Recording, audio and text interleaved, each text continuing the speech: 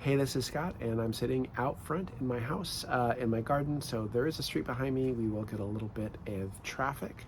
This is a what is video. These are 2 to 4 minute videos, and this one is on who's the authority in witchcraft.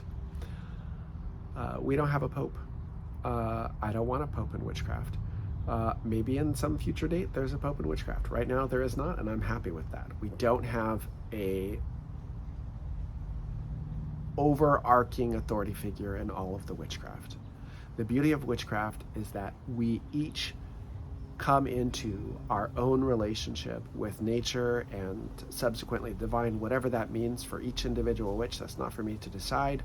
I have my own definitions of what that is, and they become their own priests and priestesses or priestess. They become their own spiritual authority.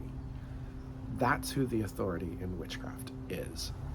This opens, I think, at least in my tradition, the way that we look at it, and the way that I like to cultivate in my life, this opens up a more Aquarian model about what the divine is and what spiritual authority is. Because if we're all our own authorities, then it's our collective energy which really gets things done, and we're not turning to some special person who has some special answers that we all must listen to. There's no chosen one. We're all the chosen ones, right?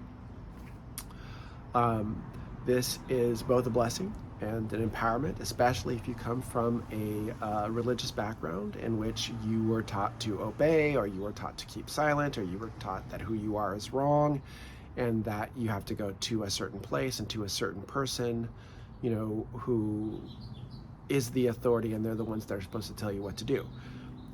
This freedom that comes in witchcraft, also in paganism and versions of things, within the umbrella of witchcraft and paganism, this is a beautiful thing. This is a process of freeing and hopefully healing and releasing a lot of that religious baggage, so you don't carry it into your life without it.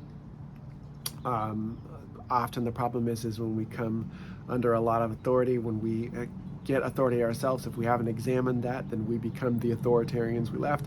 But that's another talk. This is also the blessing of witchcraft is this recognizing that we are spiritual authorities, and this is also kind of the curse, is that because it elevates ego and because it brings us into our own relationship with things and gives us a sense of power, we're the only ones that are there to check our own egos. We're the only ones there to be an oversight if we're not in community with a group, and we don't have healthy dynamics within that group. There's no one to say like, hey, is that really correct? Is that really good? Is that really healthy? Unless we're doing it ourselves. No popes in witchcraft. We are the witchcraft, right? That Jack Parsons quote. We are the witchcraft. We're collectively maybe even the witchcraft. And so we represent our own connections.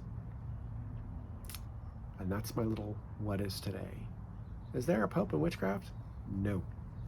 Is there a religious authority in witchcraft? Yes. And that's you. And hopefully you grow and you learn and you change and you heal and you help others find their way as they understand that they are their authority in witchcraft. Blessed be, blessed be, blessed be. This is Scott K. Smith. You can find out more about me at starandstonellc.com.